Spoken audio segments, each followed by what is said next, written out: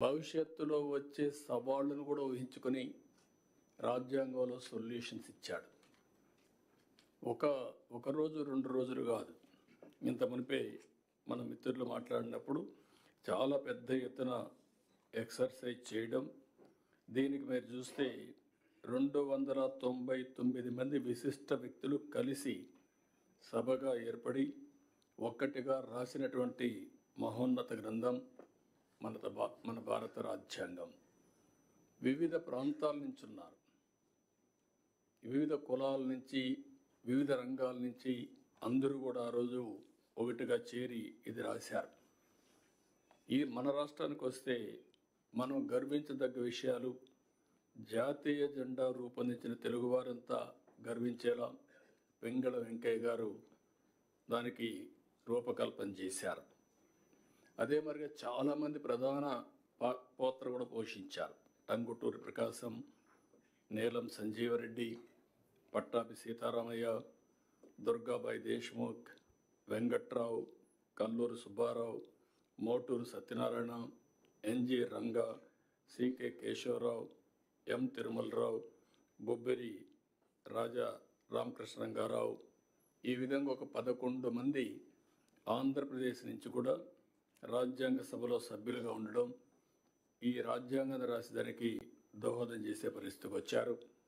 అందుకే ఒక పక్క రాజ్యాంగానికి అధ్యక్షత వహించినటువంటి అంబేద్కర్తో పాటు దేశంలో ఉండే అందరిని ఒకసారి ఆలోచించుకున్నప్పుడు ఆంధ్రప్రదేశ్ ఈ గడ్డ మీద పుట్టిన వారిని కూడా మనం ఒకసారి తలుచుకొని నివాళులర్పించాల్సిన అవసరం ఉంది. ఈ సందర్భంగా ఇప్పుడే మన రాజ్యాంగం మీద కూడా ప్రమాణం చేస్తున్నాం. అందులో కంటెంట్ కూడా మనం చూస్తున్నాం. ఇందులో చాలా స్పష్టంగా సాంఘిక, ఆర్థిక, రాజకీయ న్యాయాన్ని ఆ రోజు కూడా ఇప్పుడు కూడా మనం మాటల్లో పెడుతున్నాం తప్ప అందరికీ సామాజిక న్యాయం చేయాలని, ఏ విధంగా ఆర్థికంగా ముందుకు తీసుకురావాలని, రాజకీయ ప్రాధాన్యత, సమతుల్యం పాటించాలి, అందరికీ న్యాయం జరగాలని చెప్పి చాలా స్పష్టంగా ఉంది. ఇంకొక పక్క ఆలోచన, భావ ప్రకటన, విశ్వాసం, ధర్మం, ఆరాధనలో స్వేచ్ఛని, ఇవన్నీ కూడా అందరికీ వచ్చే విధంగా చేయాలని, ఇంకొక పక్కన చూస్తే అంతస్తులోనూ అవకాశాల్లోనూ సమానత్వం చేకూర్చుటకు మనం ప్రయత్నం చేయాలని, వ్యక్తి గౌరవాన్ని, జాతీయతను మరియు అఖండతను తప్పక సంరక్షించాలని ప్రియాంబుల్లో ఎంత స్పష్టంగా చెప్పారంటే ఇవన్నీ చెప్పి ఈ రాజ్యాంగాన్ని 299 మంది రాసుకుంటున్నామని కాదు, భారతదేశ పౌరులుగా మనందరం రాసుకుంటున్నామనే విధంగా ఆ రోజు రాజ్యాంగాన్ని సమర్పించే పరిస్థితికి వచ్చారు. అందుకే అంబేద్కర్ గారు ఎన్నోసార్లు ఆ రోజు రాశాడు ఓపెన్గా కూడా, ఎంత మంచి రాజ్యాంగం ఉన్నా దాన్ని అమలు చేస్తున్న వారు మంచి కాకపోతే అది చెడుగా మారుతుంది. అలాగే ఎంత చెడు రాజ్యాంగం ఉన్నా దాన్ని అమలు చేస్తున్న వారు మంచివారు కాకపోతే,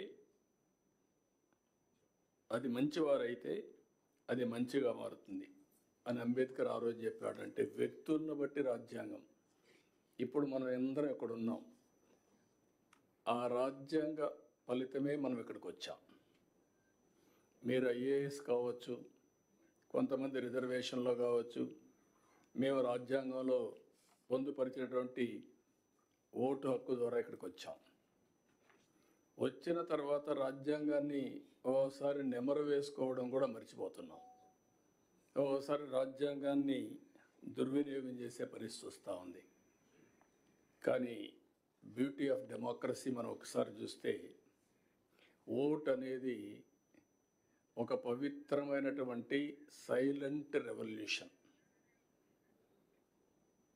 ఆ రోజు అంబేద్కర్ గారు ఇచ్చిన ఓటు హక్కు మీరు చూస్తే కొన్ని దేశాల్లో, కొన్ని సందర్భాల్లో అందరికీ ఓటు ఇవ్వలేదు. పేదవాళ్ళకు ఓటు కొన్ని దేశాల్లో, పేదవాళ్లే కాకుండా కొన్ని వర్గాలకు కూడా ఓటు ఇవ్వని పరిస్థితి. కానీ భారతదేశంలో మొట్టమొదటి నుంచి డబ్బులుండేవాళ్ళు, డబ్బులు లేని వాళ్ళు, లేకపోతే బలహీనులు, బలవంతులు అందరికీ ఒకే ఓటు తప్ప రెండో ఓటు లేదు. ఆ ఓటు ద్వారా ఈరోజు దేశంలో ఒక విధంగా చెప్పాలంటే రాజ్యాంగాన్ని మనం కాపాడుకోగలుగుతున్నాం. ఎప్పుడైనా సరే ఏ నాయకులైనా సరే అతిగా ప్రవర్తించినా, రాజ్యాంగాన్ని దుర్వినియోగం చేసినా మళ్ళీ కరెక్ట్ చేసే శక్తి ఓటర్స్కు ఉంది. అదే రాజ్యాంగంలో ఒక బలమైన శక్తి అని చెప్పి కూడా నేను మీకు తెలియజేస్తున్నా. ఇందులో అనేక సమస్యలకి పరిష్కారం చూపించారు. అదే సమయంలో ఇప్పటికే మీరు ఒక్కసారి చూస్తే అనేక సవాళ్ళు కూడా వచ్చాయి. ఎమర్జెన్సీ లాంటి చీకటి రోజులు కూడా వచ్చాయి. అదే మరిగా లాస్ట్ 5 ఇయర్స్లో మన రాష్ట్రంలో కూడా మన సమస్యలు చూసాం. నేను ఎప్పుడూ 45 ఏళ్ళుగా రాజకీయాల్లో ఉన్నా, అవినీతిని చూసా, అసమర్థను చూసా, ప్రోగ్రెసివ్ పాలిటిక్స్ చూసా. అదే మరి కొంతమంది ట్రెడిషనల్ పాలిటిక్స్ చేస్తూ వచ్చారు. కానీ ఇలాంటి రాజ్యాంగాన్ని తమ చేతుల్లోకి తీసుకొని ఏ విధంగా ప్రాథమిక హక్కులను కూడా పూర్తిగా కాలు రాశారో మనం చూసాం. అంటే ఒక్కోసారి రాజ్యాంగంలో కూడా కొన్ని కాస్ట్లీ మిస్టేక్స్ జరుగుతూ ఉంటాయి. మామూలు మిస్టేక్స్ కాదు. కానీ ఆ సఫరింగ్ కూడా కొన్ని తరాలు, కొన్ని డికేట్స్ సఫర్ అయ్యే పరిస్థితి వస్తుంది. అయితే అల్టిమేట్గా ఎవరైనా సరే రాజ్యాంగాన్ని అతిక్రమించిన, రాజ్యాంగ స్ఫూర్తికి వ్యతిరేకంగా పనిచేసిన, నేను 2 వర్డ్స్ వాడుతున్నా. ఒక అవినీతి చేయడం మన బాధ్యతను మనం ఉల్లంఘించినట్టు అవుతుంది. అధికార దుర్వినియోగం చేయడం కూడా రాజ్యాంగ ఉల్లంఘనే. రాజ్యాంగం ఒక పవిత్రమైన ఆశయంతో మనకు ఒక బాధ్యత ఇస్తే, సమాజంలో ఒక గౌరవాన్ని, గుర్తింపునిస్తే, ఆ గుర్తింపుని ప్రజల కోసం మనం ఉపయోగించాలి తప్ప మన స్వార్థం కోసమో మన ఎగోతోనో మనం చేస్తే అది కూడా తీవ్రమైన నష్టాలు జరుగుతుంది. అందుకని ఇంకొక పక్కన మీరు చూస్తే రాజ్యాంగంలో చాలా స్పష్టంగా సాంఘిక, ఆర్థిక, రాజకీయ అసమానతలు కానీ సమానత్వం కానీ 75 సంవత్సరాలు అయింది. ఇప్పటికి కూడా మనం అనుకున్న లక్ష్యాల్ని, ఎవరైతే స్వాతంత్రం కోసం త్యాగాలు చేశారో వాళ్ళ యొక్క విలువల్ని గౌరవించడం కానీ, ఏ స్ఫూర్తి అయితే రాజ్యాంగాన్ని రాశారో ఆ రాజ్యాంగాన్ని అమలు చేయడంలో ఇంకా మనం ముందుకు పోవాల్సిన అవసరం ఉంది. ఈరోజు ఇంకొక విషయంలో మీరు ఒకసారి ఆలోచిస్తే, ఆర్థిక సంస్కరణల వల్ల సంపద సృష్టిస్తూ ఉంది. సృష్టించిన సంపదను లాస్ట్ మైలు తీసుకుపోవడంలో ఇంకా కొన్ని సమస్యలు ఉన్నాయి. ఒకసారి ఆర్థిక స్వాతంత్రాన్ని అందరికీ ఇవ్వగలిగితే ఆటోమేటిక్గా సామాజిక న్యాయం కూడా జరుగుతుంది, రాజకీయ ప్రాధాన్యత కూడా వస్తుంది. మళ్ళీ ఇవన్నీ కూడా ఇంటర్లింక్డ్. రాజకీయంగా అందరికీ సమానమైన అవకాశాలు వస్తే చట్టాలను కూడా వాళ్ళు అమలు చేస్తారు. ఆ చట్టాల వల్ల మళ్ళీ అందరికీ న్యాయం జరిగే పరిస్థితి వస్తుంది. ఇవన్నీ కూడా ఇంటర్లింక్డ్. 91లో ఆర్థిక సంస్కరణలు ప్రారంభించాం. ఈరోజు ఆర్థిక సంస్కరణల ఫలితాల వల్ల సంపద సృష్టించబడతా ఉంది. ఇంకా లాస్ట్ మైల్లో పేదరికం ఉంది. ఇది కూడా మనం అందరం ఆలోచించుకొని అలాంటి సమర్థవంతమైన ఆర్థిక విధానాలను మనం తీసుకొచ్చి ఏ విధంగా ఆ సంపదను మళ్ళీ పేదరిక నిర్మూలన కోసం, జీరో పావర్టీ కోసం ముందుకు పోతా మనం ఆలోచించాల్సిన అవసరం ఉంది. మొన్న కూడా మేము చూసాం, సోషల్ రీఇంజనీరింగ్ చేశాం. ఏదైనా సరే అందరి మనోభావాలు గుర్తుపెట్టుకోవాలి. అదే సమయంలో మనం కానీ క్యాస్టో లేకపోతే రిలీజియనో ప్రాంతమో ఇవన్నిటి పేరిట డివైడ్ అయిపోతూ ప్రమాదం వస్తుంది. ఇవన్నీ కూడా సమతుల్యం పాటిస్తూ అందరినీ సమానంగా గౌరవిస్తేనే ఈ రాజ్యాంగ స్ఫూర్తిని కూడా మనం కాపాడినట్టు అవుతుంది. ఇప్పుడు భారతదేశంలో మనం ఇంకొక విషయం కూడా ఆలోచిస్తే, ఇటీవల కాలంలో టెక్నాలజీ మనకు ఒక 20 సంవత్సరాలుగా ఒక హ్యాండీగా వచ్చింది. నేను ఎప్పుడూ చెప్తా ఉంటాను, బ్రిటిష్ వాళ్ళు పోతూ పోతూ ఇంగ్లీష్ వదిలిపెట్టిపోయారు. రెండోది, స్వతహాగా భారతీయులు మ్యాథమెటిక్స్లో చాలా స్ట్రాంగ్గా ఉన్నాం. ఈ రెండు డెడ్లీ కాంబినేషన్ ఇన్ఫర్మేషన్ టెక్నాలజీ. ఇప్పుడు ఇన్ఫర్మేషన్ టెక్నాలజీ ఆర్టిఫిషియల్ ఇంటెలిజెన్స్కి వెళ్ళిపోయింది, ఇంకా మెచ్యూరిటీ వస్తూ ఉంది. Deep technologies in all walks of life వచ్చే పరిస్థితి వచ్చింది. సంపద సృష్టించడం చాలా ఈజీగా తయారయ్యే పరిస్థితి వచ్చింది. అందులో భారతదేశానికి డెమోగ్రఫిక్ డివిడెంట్ ఒక అడ్వాంటేజ్గా వచ్చింది. ఈ 75 సంవత్సరాల ఏదైతే రాజ్యాంగ దినోత్సవాన్ని మనం జరుపుకుంటున్నామో ఆ రోజు మనం ఆలోచించుకోవాల్సింది, మనకు ఒక డెమోగ్రఫిక్ డివిడెంట్ ఒక అడ్వాంటేజ్ వచ్చింది. కొన్ని దేశాల్లో ఏజింగ్ ప్రాబ్లం క్యాచప్ అవుతుంది.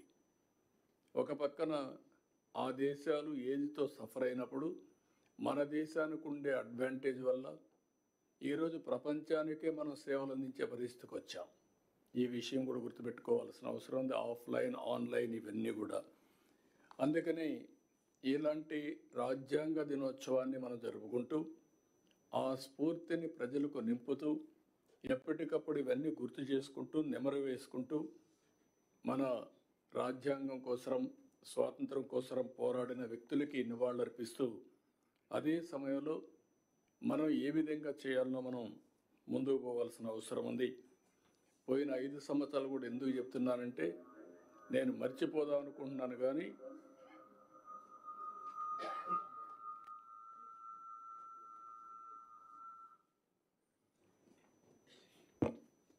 కానీ అందరికీ గుర్తుండాల్సిన అవసరం ఉంది.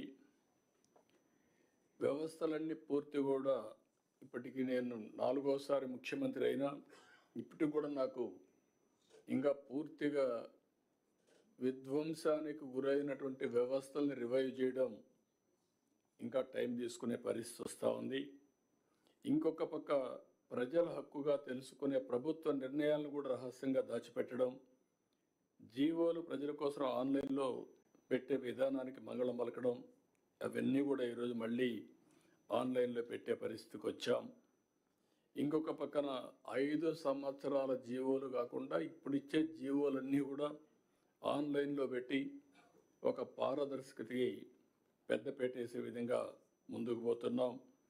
ఇంకొక పక్కన నేను చాలాసార్లు 45 సంవత్సరాలుగా చూశాను, ఏ వ్యక్తి కూడా ప్రజాస్వామ్యాన్ని గౌరవించకుండా ప్రజాస్వామ్య విలువల్ని హరించే విధంగా పనిచేస్తే ఎక్కువ సమయం లేకుంటే ఎక్కువ కాలం అని కూడా సాధించలేరు. అవి నేను చూశాను. అదే సమయంలో ప్రజల్ని హింసించే శక్తులను కానీ వ్యక్తులను కానీ మనం ఉదాసీనతగా ముందుకు పోయినా దానివల్ల కూడా సమాజానికి చెడు జరుగుతుంది. ఇవన్నీ బ్యాలెన్స్ చేయాల్సిన అవసరం ఉంది.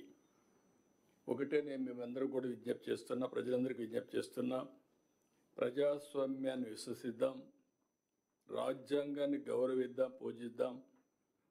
ఏ విధైతే ఎవ్వరు కూడా అహంకారంగా మనము లేకుండా అంబేద్కర్ గారు ఆ రోజు ఏదైతే చెప్పారో అలాంటి స్ఫూర్తిని గుర్తుపెట్టుకొని ముందుకు పోవాల్సిన అవసరం ఉంది.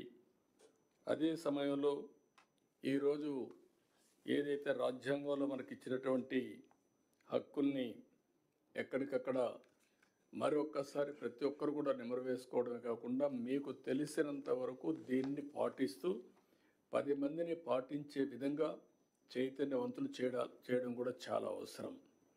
ఒక్కొక్కసారి తెలుసో తెలియకుండా బాధ్యత కూడా మిస్ అవుతూ ఉంటాం. కానీ రిమైండ్ అనేది కూడా, అందుకనే మీరు చూస్తే నేను రిలీజియన్ కూడా ఎందుకు తీసుకొచ్చానంటే, రిలీజియన్ అనేది ఒక నమ్మకం, రాజ్యాంగం అనేది యథార్థం. రాజ్యాంగంలో చేసే పనులు హక్కు వస్తుంది. నమ్మకంతో నేను హిందూయిజాన్ని ఆచరిస్తాను, ఆ వారసత్వాన్ని గౌరవిస్తాను, లెగసీ పాటిస్తాను, ఆ లెగసీ కింది వాళ్ళకు కూడా అందజేస్తాం.